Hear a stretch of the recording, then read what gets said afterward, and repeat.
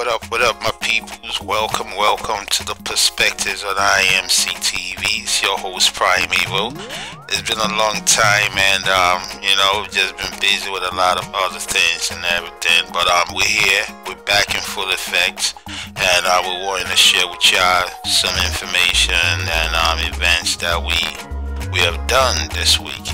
Actually, today we partook in the conference by the African Development Bank, which focuses on the inclusivity of African diasporas in growth and development of the African continent.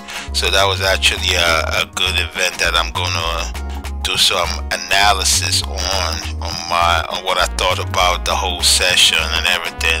It's actually supposed to be a 2-day event. The first day was today. We actually live stream it. The full video is actually on the IAMCTV.com website. Go check it out. And this is just an analysis with other things that is going on in our world. Before we actually even get into the analysis, I want to even just talk about some news headlines that are making the waves in the Nigerian news space. Labour Party expels Presidential Campaign Director General Okupe, others for violating Constitution. The Labour Party in Ogun State has expelled the Director General of the party's Presidential Campaign Council, Doyin Okupe, over alleged non-financial membership status, high-handedness, and financial recklessness. Okupe was on Thursday expelled along 10 others accused of breaching the party's constitution. The state chairman of the party, Aisha, disclosed this in Abia Governor, the state capital, saying that the expelled members had allegedly breached the Labour Party constitution.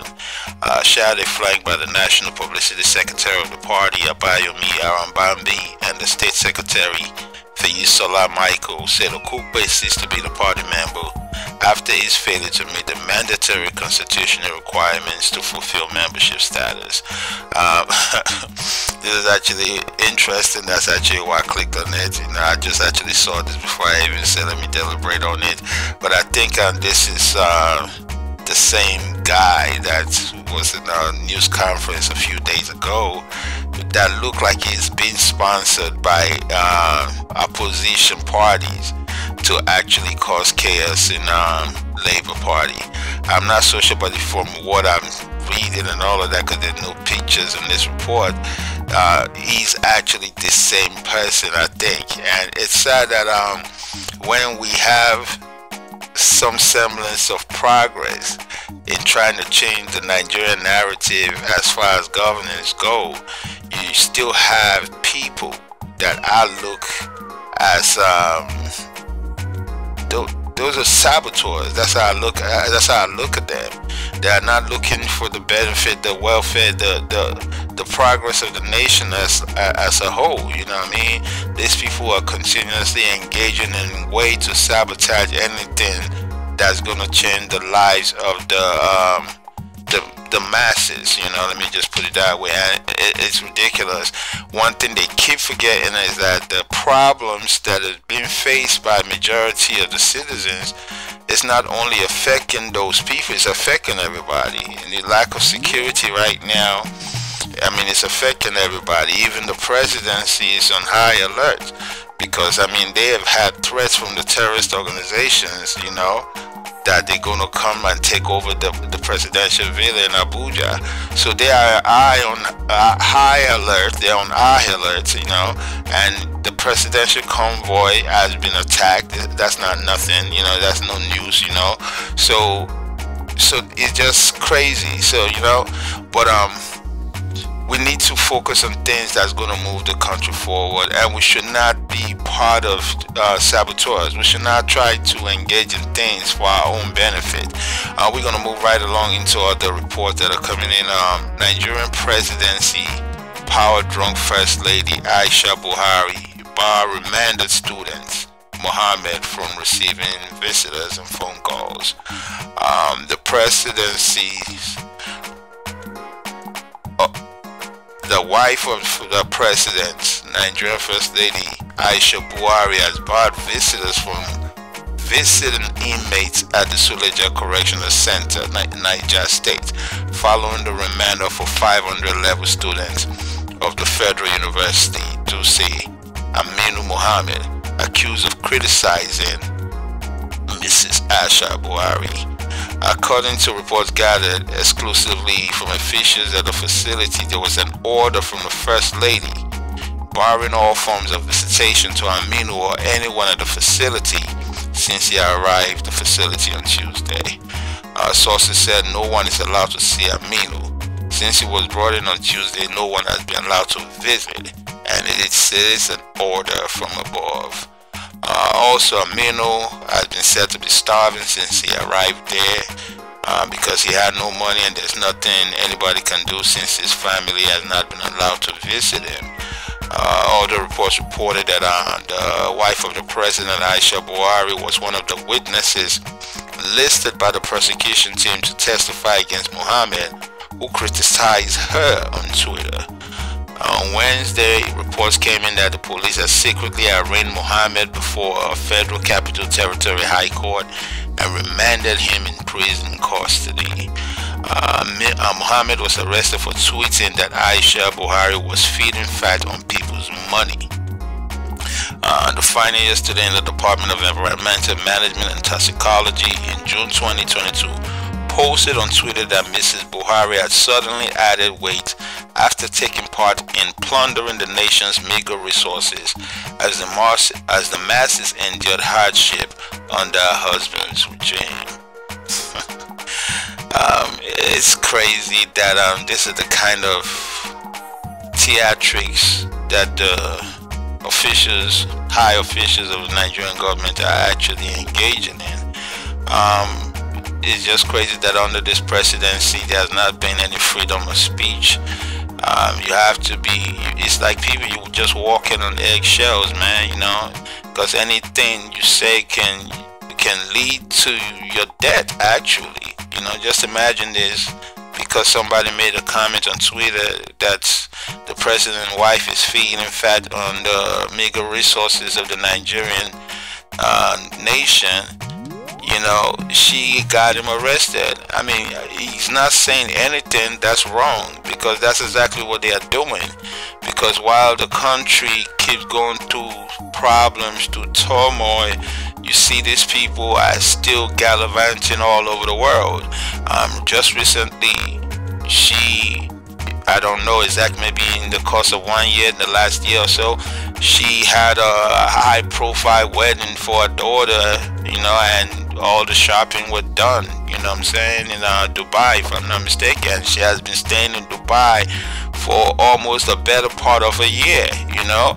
So these are things that are known, and all of this have been done under Nigeria's resources. So the young man is not saying anything wrong by saying that. You know, I'm for sure that he's frustrated because he's a university level student, and as we all know, the Nigerian universities have been on strike for almost 9 months. So that means this is somebody that has actually suffered from the incompetence of the Nigerian presidency, you know. So they might not, you know, they might think that he doesn't have a say or he doesn't have a stake, but he has a stake. This guy has suffered, so he has the right to vent his frustration on the people that he feels needs to be talked to, you know. I mean, to bring sense into their head, because that's exactly what they are doing. They are feeding fat on Nigeria's resources. There's no doubt about that. Because I mean, when they're spending money and they're going shopping all over the world, it's Nigerian resources they're using to do those kind of things, you know. All in this, we're gonna move forward. This is coming from past President Olusegun Obasanjo. He said God allowed Nigeria get away with stupid things. Former President Olusegun Obasanjo has said Nigeria has got away with a lot of stupid things because of the love of God. He said the country should blame itself for failing to use the resources given to it by God. Former President Obasanjo spoke during the official launch of the Letterman by the editor-in-chief of Premium Times, Musikelu Mujid, on Thursday in Abuja. The 492-page narrative nonfiction titled "The Letterman: Inside the Secret Letters of Former Nigerian President Olusegun Obasanjo X-rays the role of letter writing in leadership, governance, and politics." It focuses on the former president and his fondness for speaking bluntly to subordinates, superiors, associates, and foreign personalities through letters, not minding the reactions the letters might generate. Obasanjo said, "I believe that God is a Nigerian." Mr. Okupe may not agree with me because God loves us so much that we have done so many stupid things, and He allowed us to get away with these stupid things. He further stated that he sincerely hoped that God's patience has no limit of elasticity, because if He does, there will soon be a day that God will say, "No, I've had enough." And if God says He has had enough, it doesn't matter. Musikulu can write 20 books on lettermen and letterwomen. It won't help us. He lamented that the country had not lived up to its expectations. According to him, global leaders consulted with Nigeria before decisions were taken in Africa, wondering how the country fell from such lofty heights. I mean, that's some of the frustration of what I was just saying, about the governance situation in Nigeria that this former president is just reiterating right here. What he said is good, but it is what it is. But because he's one of those people, he's been in the political space in government for a very long time. He has countless opportunities to actually make great changes in Nigeria, and those changes were not made. So I know he's an older man and he's just past the times that he governed Nigeria, but maybe he's saying all of this out of regrets that I wish I did, But it is what it is, and we hope that the future leaders that are coming up, the people that are trying to take over governance in Nigeria, are listening to this kind of things, letting them know that Nigeria has gotten to a place where it has to make a positive change. If not, there will be no return from that. There will be no Nigeria. Let me just put it that way. You know what I'm saying? Because that's why the ex-president said that God had allowed Nigeria to get away with a lot of stupid things, because there have been countless things that have happened in the Nigerian political space that should have disintegrated the nation. But the nation is still standing strong. Even the U.S. and other Western powers have predicted a long time ago that Nigeria would disintegrate, and the country is still standing strong. And I've said it myself, like, just take into account the amount of money that have been looted by past and present leaders of Nigeria, and it's just crazy how the country is still standing strong. So that just tells you the kind of country Nigeria is, the capacity and the potential of that country, even with all the negativity that is happening to it right now. The country is still standing strong.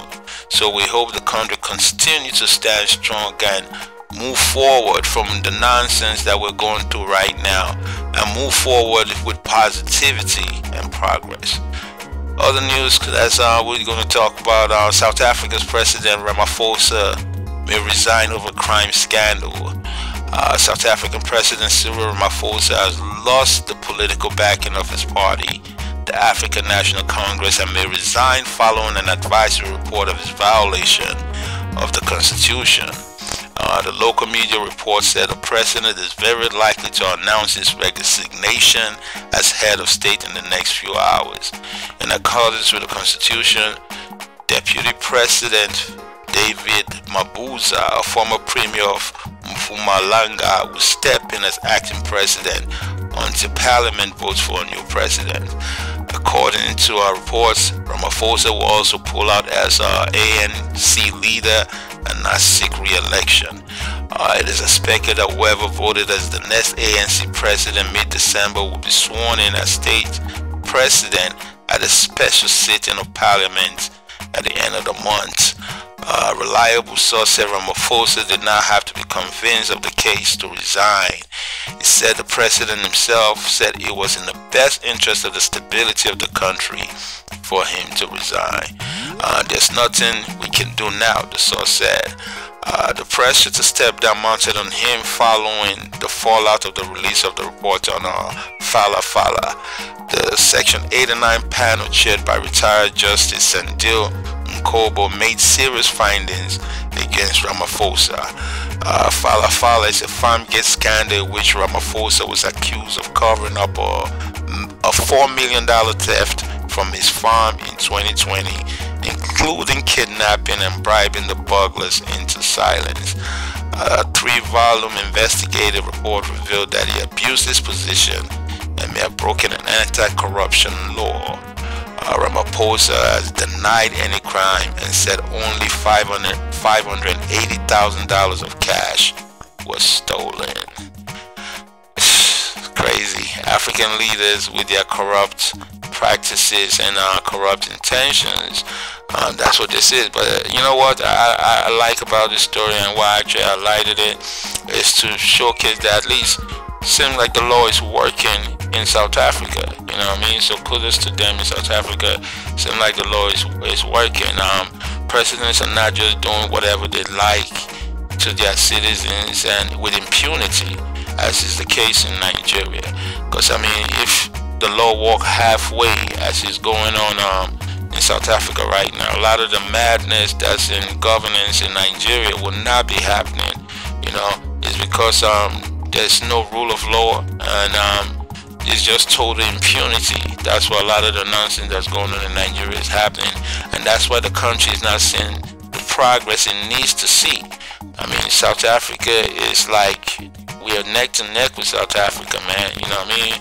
At a point, we had the highest economy than South Africa, but that's not the case right now. You know, as former President Obasanjo said, a lot of this retrogressive policies have been coming into place in the last 7-8 years that has not done anything good for Nigeria and everything. So kudos to the South Africans for the rule of law that is being applied, you know what I mean? So we hope Nigeria will get to that point where nobody is above the law, where everybody will answer for their actions. Other things I wanted to highlight: Governor Ikpeazu signs women inheritance bill into law in Abia. You know, the Abia State Governor Ikpeazu are signing into law the bill that guarantees women's right to inherit and own property in their father's family. The governor, in a statement signed by his spokesperson Oyebuchi Ememanka on Wednesday, disclosed that the development was in conformity with international best practice and also intended to eliminate all forms of discrimination against women in Abia State. The law, titled The Female Person's Right of Inheritance of Property Law 2022, was sponsored by the Speaker of the Abia State House of Assembly, Chinedu Orji, and passed by the House on 16th of November 2022. According to the statement, Governor Ikpeazu believed it has become anachronistic to continue to treat females as second-class citizens even in their own families. While signing the law, Ikpeazu appreciated Abia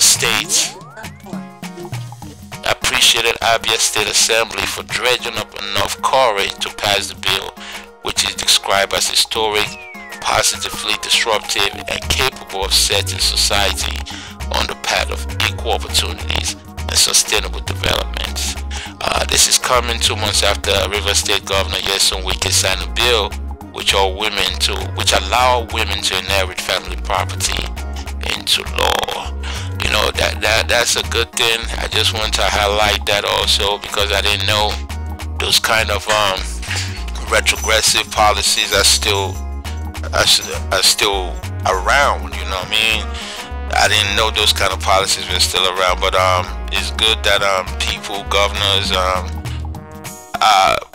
we have progressive people, you know, because where I come from, women inherit properties, you know, from their families, you know, so that's not something new. So, but yeah, the male always have, like, you know, they have their top, let me just put it that way, but women still inherit something, you know. But it's good that we're getting progress for women in Africa, because it's needed, because we need women, educated women, you know, to uplift the African family, to build the African society, you know what I'm saying? So it's a good move by the governor of Abia State. That's what's going on in little news that we're picking up. But I want to just touch on the conference that happened today by the African Development Bank. The title of the conference is called leveraging. Let me not kill this one. Let me not kill this one. Let me check, people. It's called leveraging the African diaspora for inclusive growth and sustainable development in Africa. You know, this was definitely a good program. I enjoyed being part of it. You understand what I'm saying?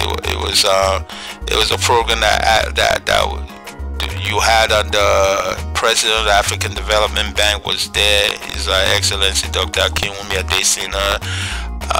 You have different excellencies, different personalities, different speakers. Tanya Dosaf, Adewale, Dr. Victor Oladoko was the moderator.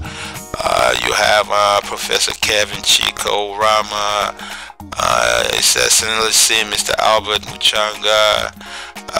Like I said, Dr. Akinwumi Adesina was there. His Excellency Musa Faki Muhammad, Chair of the African Union Commission, was represented by Her Excellency Dr. Monique Nsanzambangwa. His Excellency Dr. Antonio Vitorino was there. It was a whole bunch of people, so it was a good event that was focusing on ways to engage the African diaspora in development in Africa. That's why the theme of the event was called Development Without Borders. Like I said, it took place today, and it's going to be happening again on the Eastern Hemisphere, 7 a.m. GMT time, you know, for those people that want to check it out. Yeah, more than likely we're going to live stream it, but that's 2 a.m. our time, so we're going to see how that's going to work. So more than likely we're going to try to live stream it, but the one for today is on our website, IAMCTV.com. Go check it out. Like I said, it was a positive conference, and after the main conference, it was broken out into sessions for a couple of hours. Sessions that focus on securitization of remittances, session on diaspora bonds, session on trade and investment, session on research, innovation, knowledge and technology transfer, session on brain circulation. You know, so this is all good, great topics that we have African expertise in, and we're trying to look for a way to actually harness this knowledge and let it be beneficial for the African continent.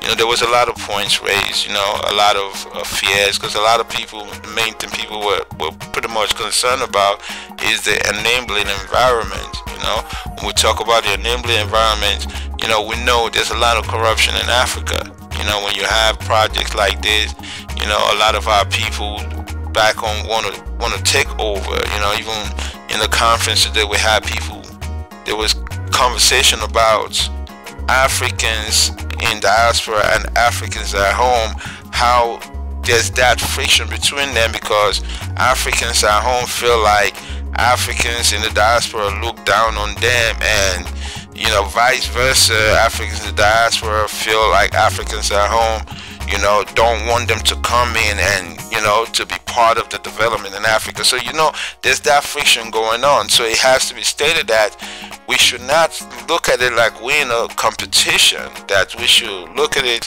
as we both have something to bring. The Africans at home, they have knowledge on the ground, and those Africans in the diaspora, they have knowledge from their travels that they can bring, that people at home might not even have a clue that these things even exist, you know. So we shouldn't look at it as a competition. We should look at it as a beneficial symbiotic relationship that is needed. I mean, even examples were made of other diaspora communities like India, you know, that have harness the potential of its diaspora community. That's why India right now is one of those strongest countries when it comes to IT, you know, because those were deliberate attempts by the Indian government to ensure that India becomes a big player in the IT, in the tech world. Same goes with China, you know, with their manufacturing and all of that. Those were deliberate attempts to make them big players. So those are things that we as Africans need to emulate and transfer to the development of the African continent. You know, we have to make deliberate attempts, you know, to put strategies on ground that will move Africa from being dependent on the Western world on being dependent on our own self. You know, with an institution as the African Development Bank, it can set that foundation that is needed, you know, because it's a bank for 55 African countries. You know, the African continent in itself is bigger than a few continents put together, you know what I'm saying? So that's the whole point right there. So we have to be able to engage strategically with the African diaspora community, and without feeling that, oh, this person is better than me, or I'm better than this person. Without, no, we should not do that, and we should not do things based off what we can gain, because that's one of the things too that was brought up. When you start having a lot of money being spent, being put out, you know, a lot of people they want to be part of it, you know what I mean, even when they don't even have the qualification. That's one of our problems too, and that's one of the things that were raised during some of these plenary sessions that were had today at the conference, that we have to have a way to vet our African diasporans, you know, even if it has to do with an African database of professionals. So when somebody comes and says, oh, we can provide this kind of services, quality services, we know, okay, this person can actually provide this level of quality service. Unlike the case that is prevalent right now around Africa, where people, let me just put it round pegs have been put in square holes, you know what I mean? So we don't want situations like that. We want people to be responsible for their actions and to be committed to what they're doing, you know what I'm saying? So like I said, this conference was a great initiative, and they were calling on the African leaders. You know, all of these things that were done today are going to be put into official communiques and all of that, and sent to the different African leaders, you know, because they were even a proposal of even setting up a ministry of diaspora affairs in all the different African countries. You know, that we have to really harness the potential of our African diasporas. And when we're talking about our African diasporas, we're not just talking about people that were born in Africa. We're talking about those our brothers and sisters that were sold into slavery, the descendants of those our brothers and sisters. Those are African diasporans too. So it was a pleasure to have Ambassador, I think it was Terry Bennett. She was part of the conference today. She's a descendant, as she said, she's descendants from slaves and everything like that. But she has gone back to Africa to reclaim her roots. You know, from what she was being said today in the conference, she went back to Africa, and her and some other Black Americans that went back and have settled in Ghana. You know, they have homes in Africa and all of that, and then trying to engage in ways to actually sustainably develop and help harness the full potential of the African continent. So that's where it's at now. You know what I mean? We need to focus, because the potential we have is endless, man. Like I tell you, we as Black people, we don't need to strive too much. What we need to do is come together, and I've always said this: we, the black diaspora Africans through slavery, and the diaspora Africans that travel here in whatever way, we need to come together with our brothers and sisters that are still back home, you know, and we need to work together, because Africa can take care of itself and its children. That's just a fact. But we, as the children of Africa, have to know how to manage the wealth of Africa. That's the thing, you know what I'm saying? So we need to focus on that and come up with a suitable framework. That's why I'm so glad about this foundation that has been laid by the African Development Bank. It's a great foundation. It's a way to bring people of different skill set in and to see how we can keep this going and bring the true development that we're looking for the African continent. Yo, that's just my analysis of the conference today. I don't want to get into much. Like I said, the full conference is on the website. You know, go to IAMCTV.com and it's right there.